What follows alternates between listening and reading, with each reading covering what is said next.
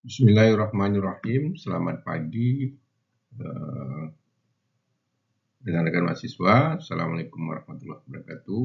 Kita bertemu kembali di mata kuliah Hukum Tata Negara. Untuk materi kita pada pertemuan ini, kita mencoba untuk membahas satu materi tentang organ negara beserta fungsinya dalam penyelenggaraan negara. Rekan-rekan mahasiswa, ya, untuk sampai kita kepada organ-organ negara yang diatur di dalam Undang-Undang Dasar tahun 1945, kita coba melihat beberapa pendekatan tentang beberapa teori. Pertama, kita lihat dulu teori kekuasaan Tuhan. Jadi teori kekuasaan Tuhan ini, ya, seperti kita ketahui bersama di materi kita, mungkin di perkuliahan kita sebelumnya, ya, itu dipelopori oleh Thomas Aquinas, ya. Inti daripada teori ini, meskipun kekuasaan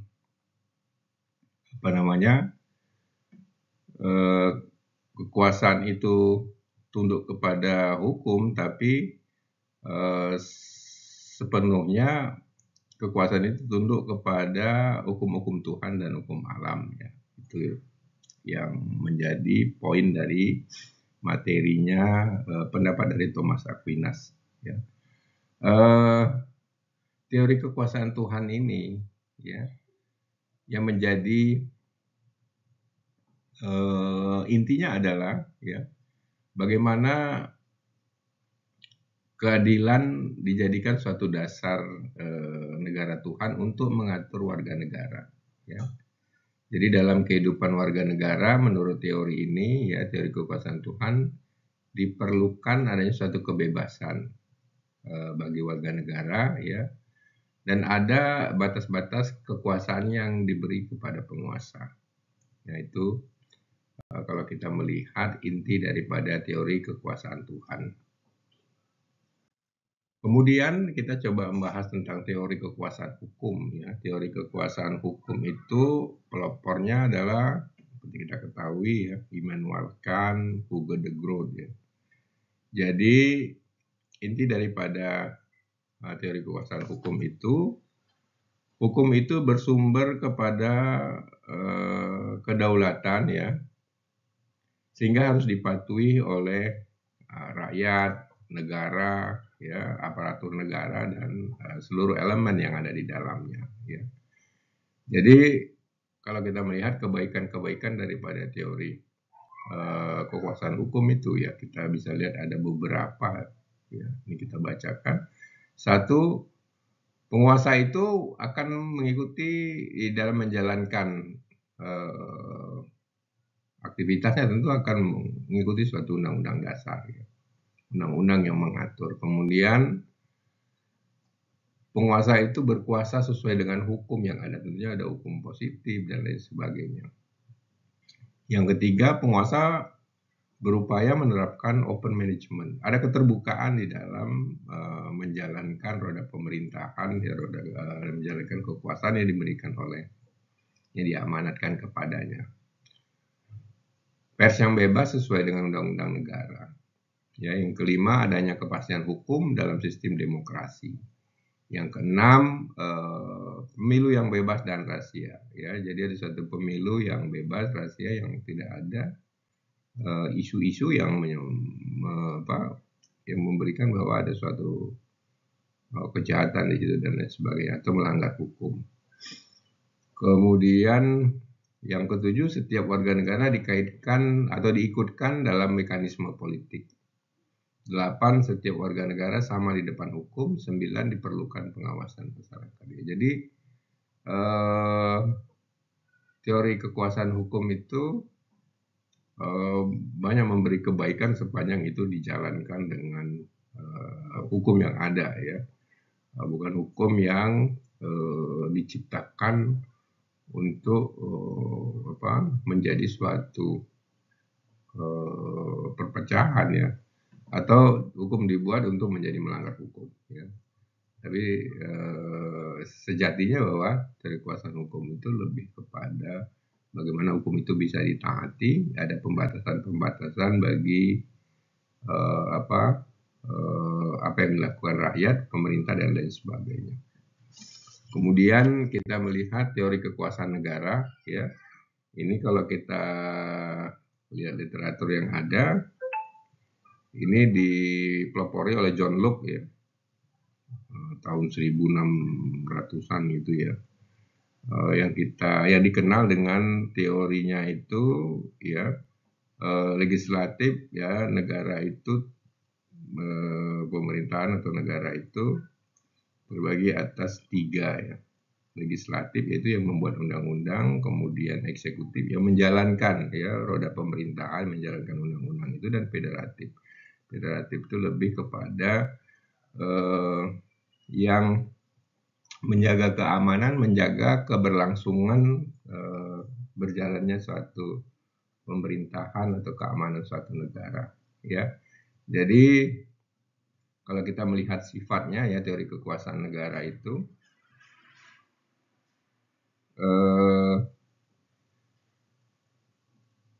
jadi sifatnya lebih memaksa, ya, dari kekuasaan itu, karena setiap negara dalam bentuk negara selalu menggunakan daya paksanya kepada rakyat untuk kepentingan penguasa dan kepentingan rakyat itu sendiri, ya. Jadi ada suatu pola-pola yang diatur dengan ketentuan, biasanya itu ada suatu daya paksa yang kuat sehingga rakyat itu harus mematuhi suatu aturan itu. Kemudian adanya sifat monopoli dari negara, ya, kekuasaan itu harus monopoli, ya, ciri-cirinya, untuk bagaimana bisa mencapai suatu tujuan bersama di dalam negara itu. Dan negara lah yang menentukan hidup matinya warga negara dan mengelompokkan warga negara dalam berbagai organisasi, ya. Itu kalau kita lihat teori kekuasaan negara. Kemudian teori kekuasaan negara itu kalau kita lihat sifat mencakup semua dari kekuasaan negara, ya, aturan yang dibuat oleh pemerintah atas nama negara harus diterapkan mencakup semua warga negara kecuali, ya, jadi semua yang merupakan aktivitas kekuasaan negara itu yang dibuat oleh pemerintah itu diterapkan, ya, kepada semua warga negara, ya, tanpa kecuali, ya. Tidak ada hak istimewa untuk tidak menjalankan suatu aturan yang diterapkan oleh negara. Kemudian ini yang D, ya, untuk mengimplementasi berbagai sifat negara, maka kekuatan militer merupakan alat yang ampuh untuk melaksanakan kekuasaan negara. Jadi teori kekuasaan negara itu kental dengan bagaimana menggunakan kekuatan-kekuatan militer untuk menjaga, ya, keberlangsungan kekuasaannya, ya. Itu merupakan suatu praktek-praktek suatu negara yang kita lihat di dunia ini, ya. Bahkan ada yang ketika negara kekuatan sipilnya kuat, kemudian lawannya itu dengan menggunakan militer, ya, juga untuk menggulingkan dan lain sebagainya. Itu yang kita lihat beberapa implementasi, ya, di dalam menjalankan suatu kekuasaan di dalam negara. Teori kekuasaan rakyat, ya, ini lebih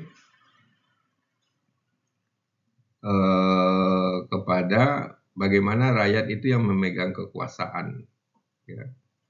Jadi kalau kita lihat di Undang-Undang Dasar kita, bagaimana rakyat memilih wakil-wakilnya untuk menjadi suatu alat kekuasaan, ya, di negara kita, ya. Itu merupakan bagian dari teori ini sebenarnya, ya. Itu pelapornya, ya, Jean-Jacques Rousseau, ya, dikenal dengan teori pemisahan kekuasaannya, legislatif, eksekutif, yudikatif itu.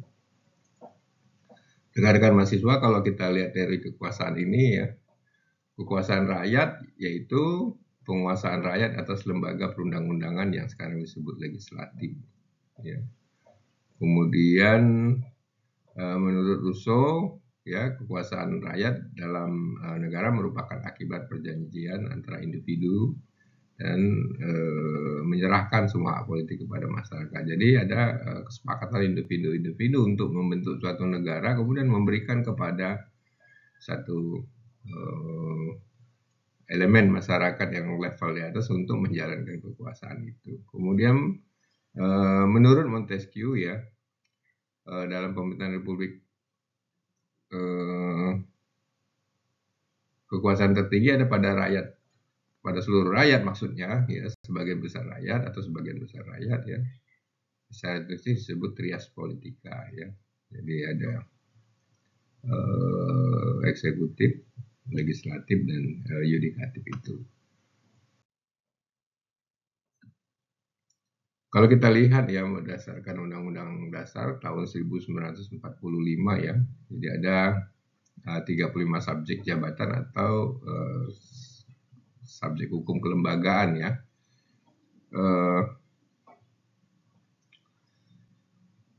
Yang dapat dikaitkan dengan pengertian lembaga atau organ negara dalam arti luas, yaitu menurut Hans Kelsen, ya, di dalam The General Theory of Law and State, ya.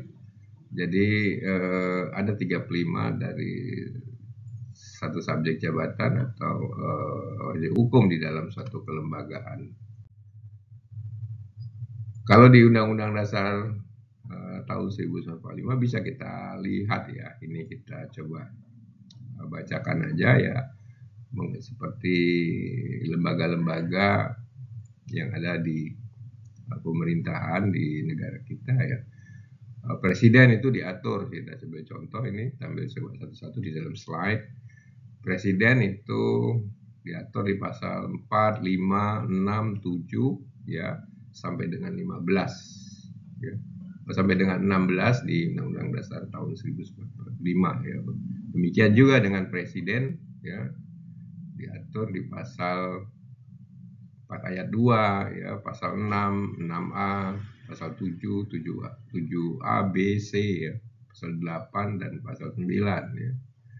Dewan Pertimbangan Presiden, ya, diatur di pasal 16, ya. Kementerian juga diatur di pasal 17. Kemudian kita bisa lihat lagi beberapa lembaga lainnya, ya, seperti Menteri Luar Negeri, Menteri Dalam Negeri, ya, Menteri Pertahanan dan lain sebagainya. Kalau kita lihat dari slide ini, ya, semua diatur di Undang-Undang Dasar tahun 1945, itu bisa dipelajari lebih lanjut, ya. Kemudian MPR, ya, pasal 2, 3 dan 8 ayat 2, ya. Kemudian DPR, kemudian DPD, ya, ini pasal-pasalnya bisa dibaca di Undang-Undang Dasar tahun 45 yang sudah diamandemen, ya. Kemudian tentang Komisi Pemilihan Umum yang bersifat nasional, ya. Bank Sentral, ya, yang disusun kedudukan, kewenangan, tanggung jawab dan independensi diatur lebih lanjut dengan undang-undang itu pasal 23D Undang-Undang Dasar tahun 1945. Nanti bisa dibaca lebih detail, ya. Kemudian juga BPK, ya, Mahkamah Agung, Mahkamah Konstitusi, Komisi Yudisial, ya, Kepolisian Republik Indonesia, kemudian TNI di Angkatan Darat, Angkatan Laut, Satuan Pemerintahan bersifat khusus dan istimewa, itu di pasal 18B ayat 1 Undang-Undang Dasar tahun 1945. Kemudian badan-badan yang dapat melakukan fungsi penyelidikan pelanggaran hukum ataupun hak asasi manusia, ya. Ini ada beberapa lembaga-lembaga, badan-badan yang dapat menjadi penyelidik, ya, di dalam pelanggaran hukum yang terjadi di wilayah negara kita, ya. Ada Kepolisian Republik Indonesia, ya, ya, Tentara Nasional Indonesia, kemudian ada pejabat penyidik pegawai negeri sipil ya, masing-masing itu ada misalnya tentang pajak, tentang tenaga kerja dan lain sebagainya ya. Ada Komisi Nasional Hak Asasi Manusia Komnas HAM, ada KPK ya, BPKP dan lain sebagainya ya. Kalau kita lihat dari slide ini bisa dibaca nanti ya, masing-masing itu mempunyai tugas dan tanggung jawab sesuai dengan yang diatur oleh peraturan perundang-undangan yang berlaku ya. Kemudian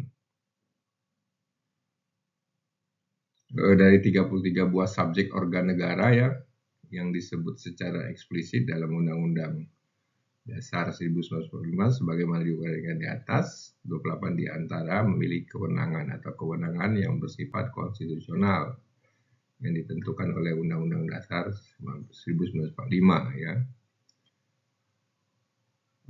Kalaupun bukan substansi kewenangannya ya yang ditentukan oleh Undang-Undang Dasar 1945, sekurang-kurangnya sifat kewenangannya itu ditentukan oleh Undang-Undang Dasar 1945 seperti sifat kewenangan bank sentral yang diharuskan bersifat independen. Jadi kita bisa lihat harus diatur secara jelas, ada yang diatur apa menjadi suatu kewenangan ya dari lembaga tersebut. Ya, semua lembaga tersebut termasuk 5 lembaga lainnya yang sama sekali belum disebutkan kewenangannya, melainkan hanya disebut-sebut namanya dalam Undang-Undang Dasar 45, dapat dinamakan sebagai lembaga konstitusional menurut Undang-Undang Dasar tahun 1945. Jadi meskipun tidak disebutkan secara detail gitu ya kewenangannya, tapi lembaga itu disebutkan ya di dalam Undang-Undang Dasar tahun 1945. Ya, jadi rekan-rekan mahasiswa itu aja materi kita pada